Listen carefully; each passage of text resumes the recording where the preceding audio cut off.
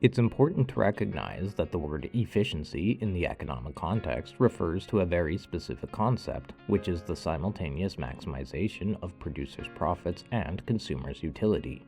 To better understand, let's examine its evil twin, market inefficiency, which we'll chart using typical supply and demand curves, with the price of the market good on the y-axis and the quantity produced on the x-axis.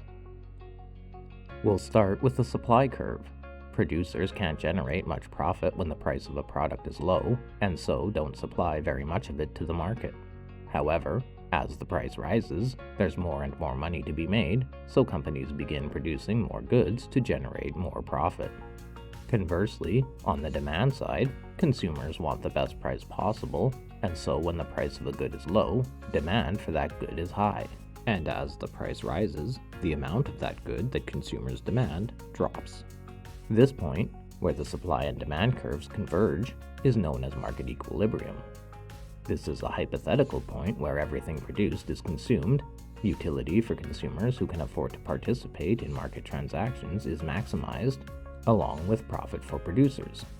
Now, let's take a look at market inefficiency. Let's assume the government has set a price ceiling, which is less than the market equilibrium, and mandates that prices cannot rise above this specified level. Such a scenario creates an excess of demand and a shortage of supply, meaning producers can't capture all the available value in the market, with the discrepancy represented by the area beneath the equilibrium point. However, although it may appear to just be a triangle on a graph, that area can represent billions of dollars of lost value, depending on the market. Rent control is likely the most well-known and best understood example of a price ceiling.